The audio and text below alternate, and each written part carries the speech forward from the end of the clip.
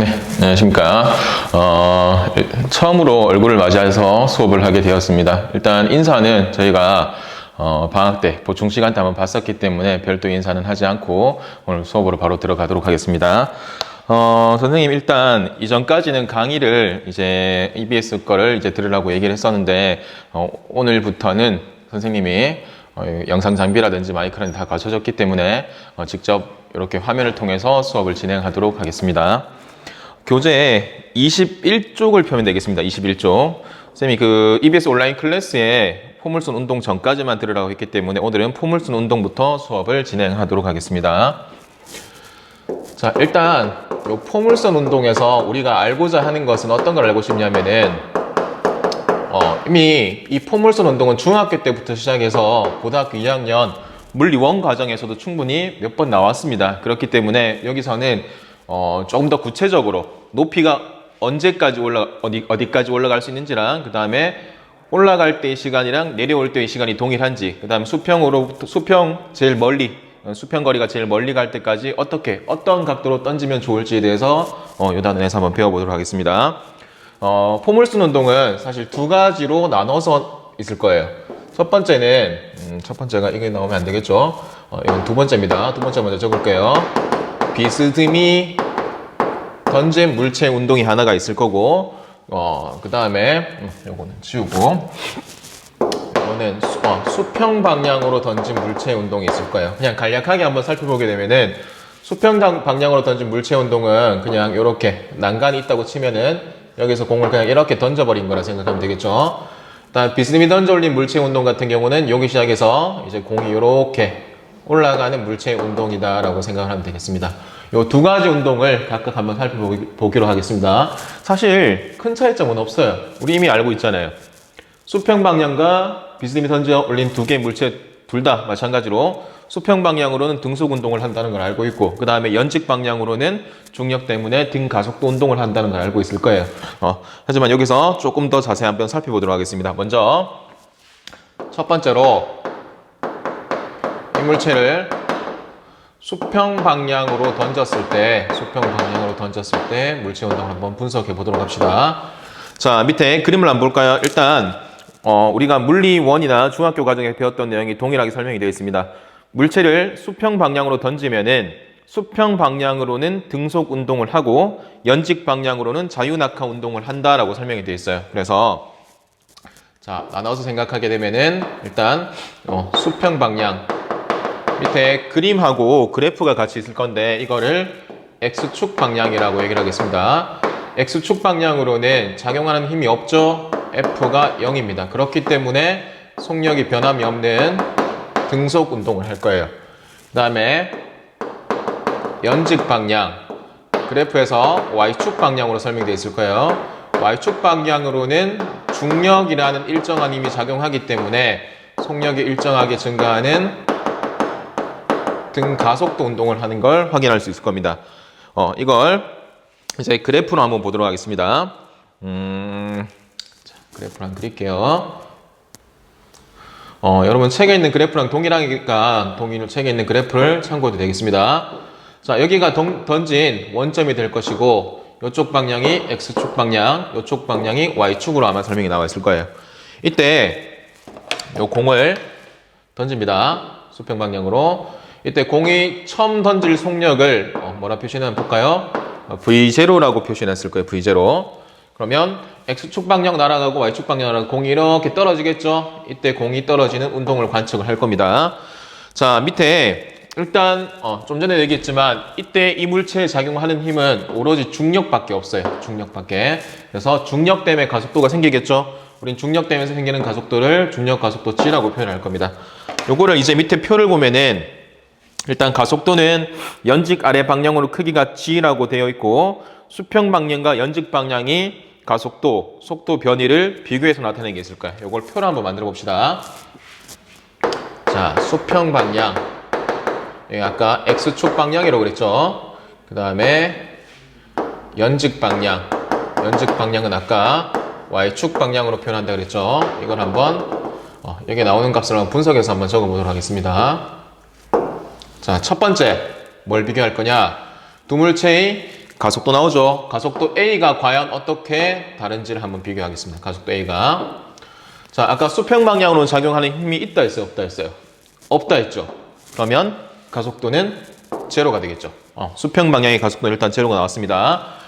자, 두 번째. 연직 방향으로는 중력이라는 힘이 작용하기 때문에 중력 가속도 G가 있을 거예요. 중력 가속도 G. 확인했죠? 자, 그 다음에 두 물체의 속도입니다. 속도.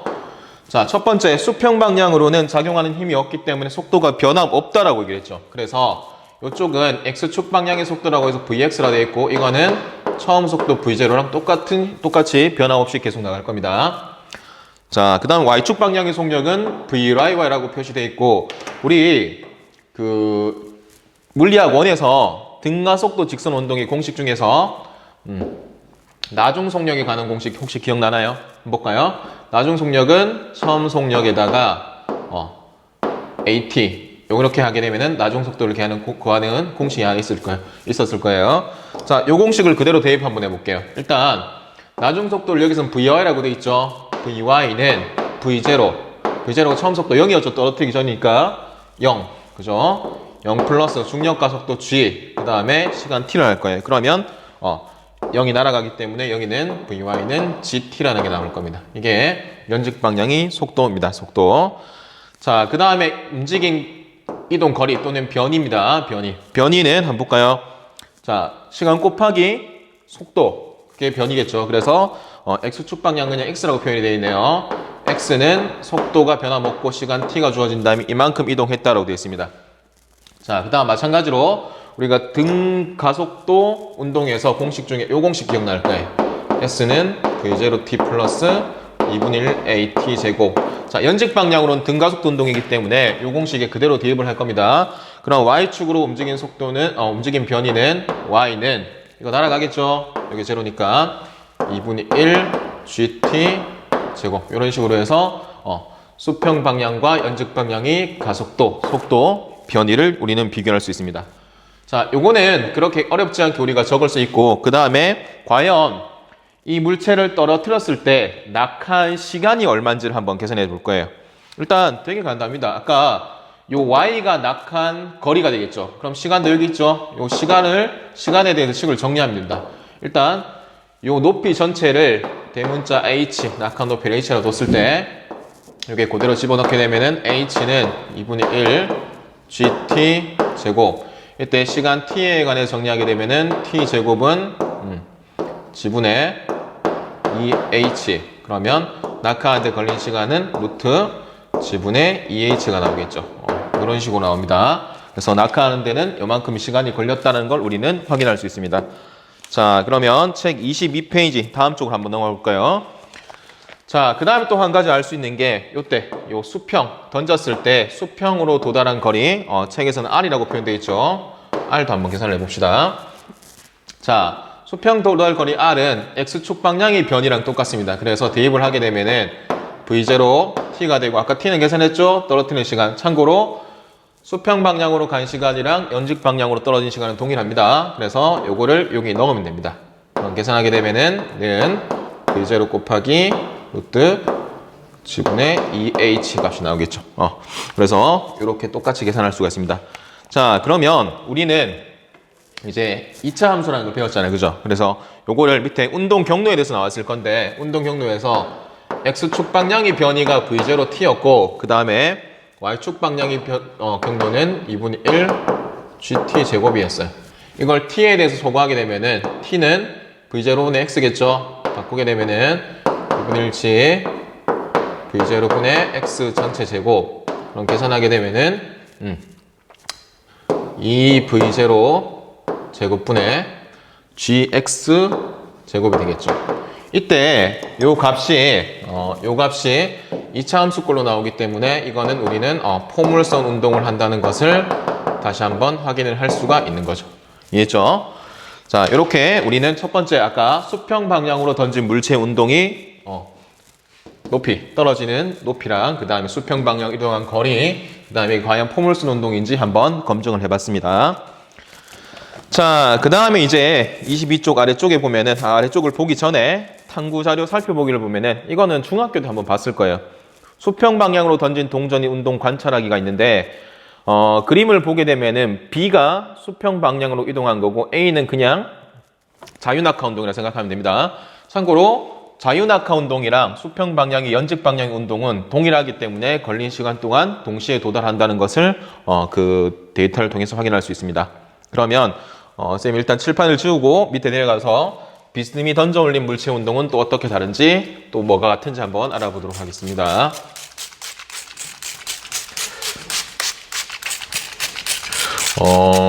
그리고 선생님이 아마 요청한 학생들에 대해서 모의고사를 풀 거를 줬을 건데 아직 아무도 풀이를 해달라 이런 답장이 없네요. 안 푼 건 아니겠지?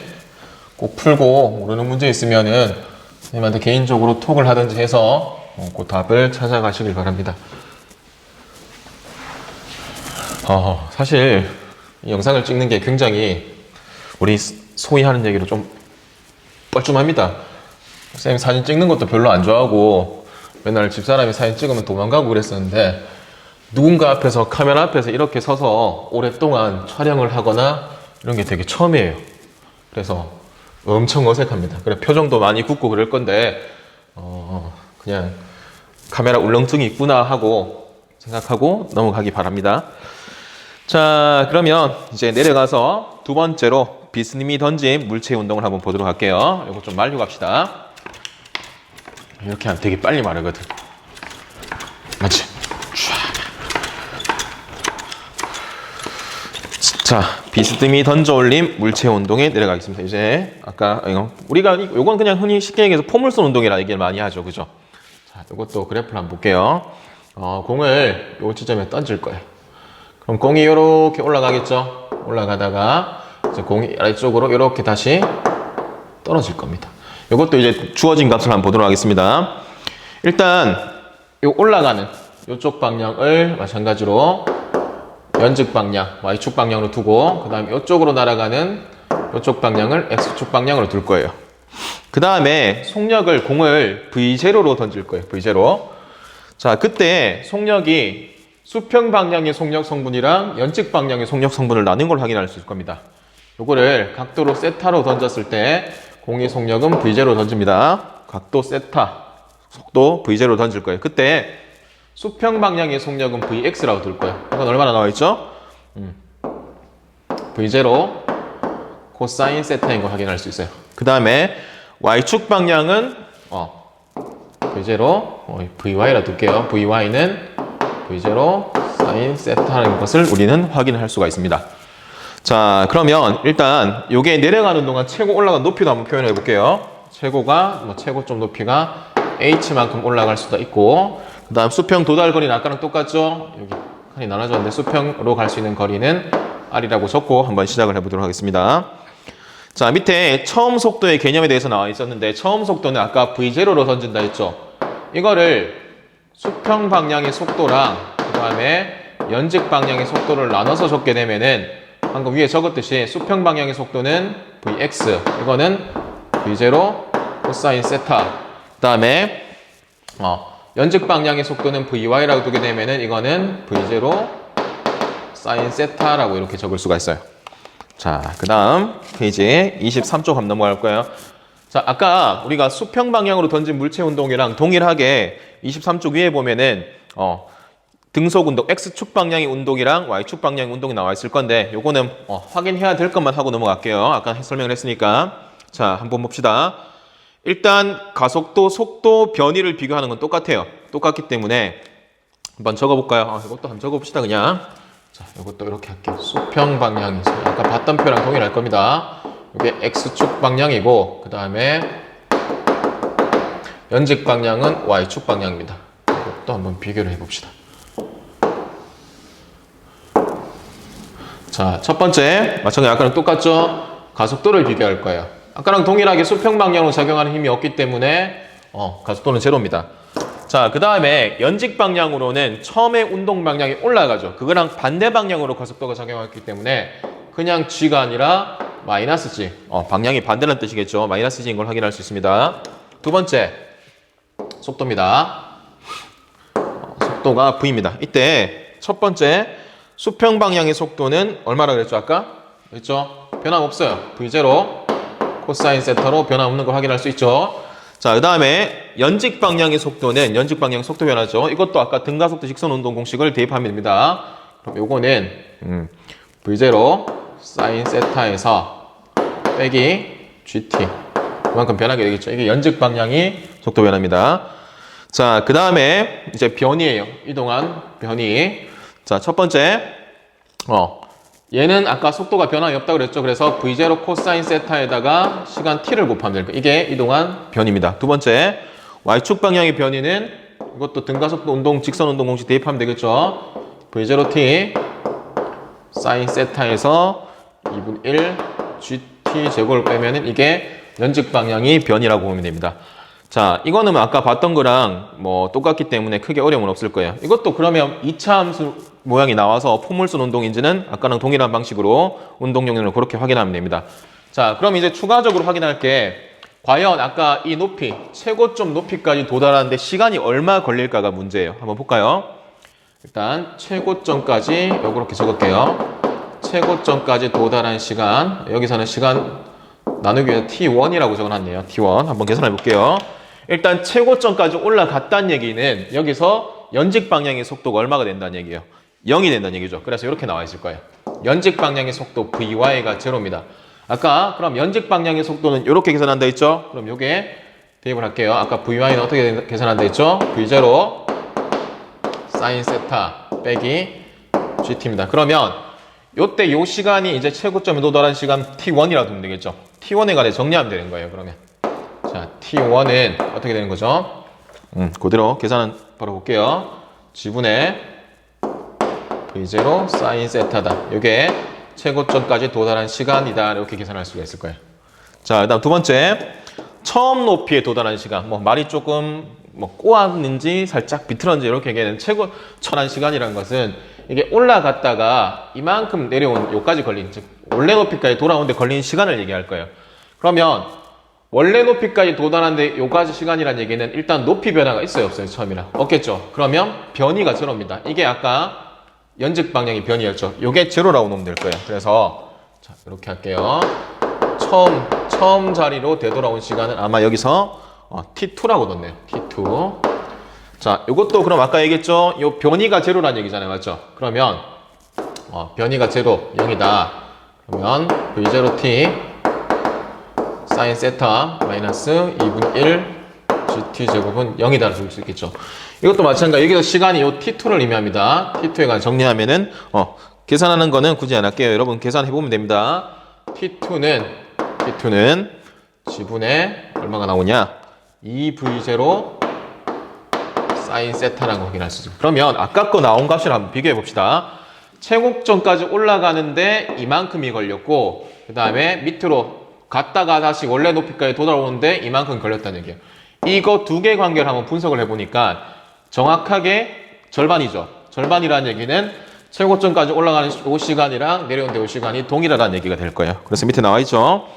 최고점까지 올라가는데 걸리는 시간과 최고점에서 바닥까지 떨어지는데 걸리는 시간이 같다. 즉 올라가는 궤도랑 내려오는 궤도가 정확하게 데칼코마니처럼 대칭 구조인 걸 우리는 확인할 수 있습니다. 자, 그 다음 세 번째 확인할 거. 최고점까지 올라간 높이 H. 저기 나와 있죠. 저걸 찾고 싶은 거예요. 자, H입니다. H. 그러면 일단 우리가 이것도 등가속도 운동이잖아요. 연직 방향으로. 맞죠? 등가속도 운동 공식에서 이 공식 기억나나요? EAS는 V제곱 마이너스 V0 제곱이다. 그대로 대입하면 돼요.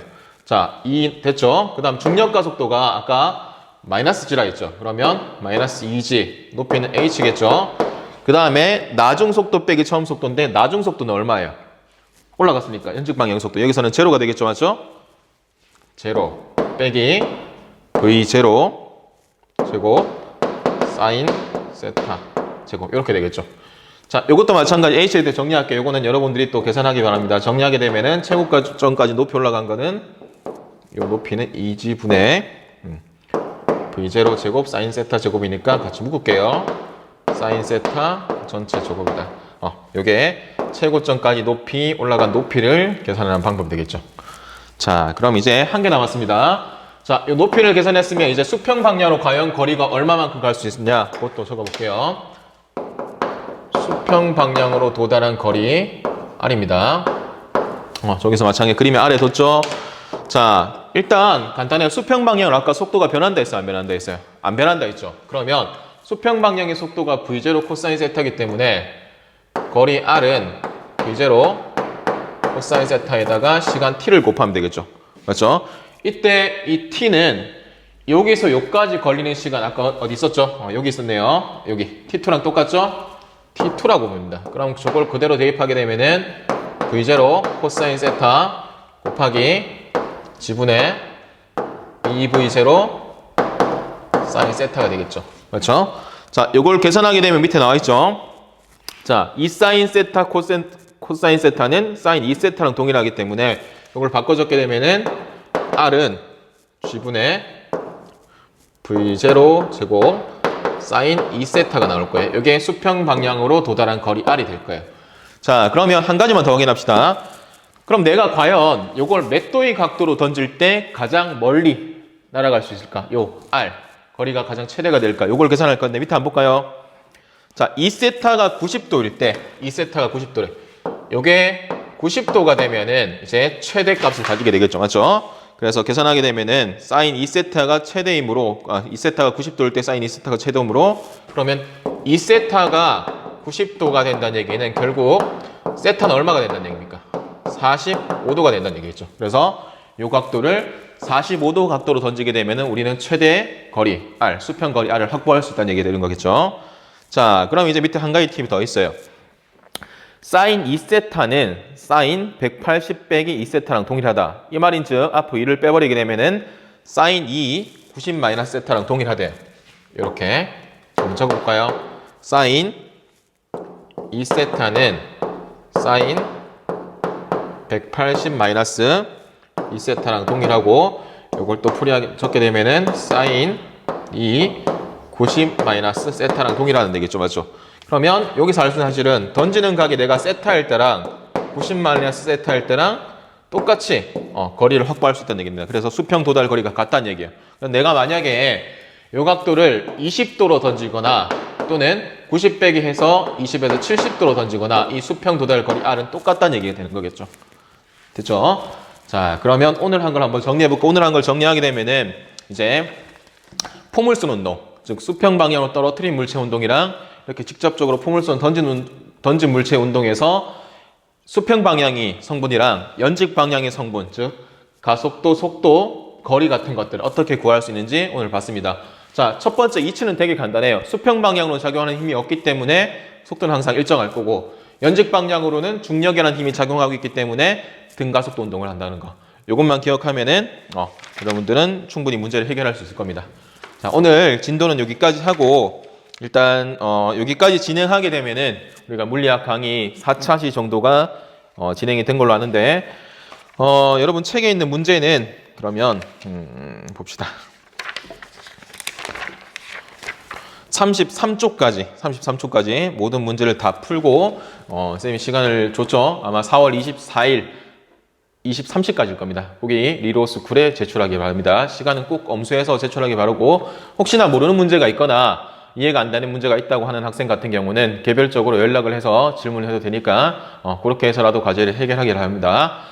그러면 다음 시간에는 5차시 때는 이제 뭘 본지 한번 볼까요? 물체의 운동에서 등속-원 운동, 행성의 운동, 케플러 법칙 같은 것들을 배우도록 하겠습니다. 그러면 다음에 만날 때까지 안녕!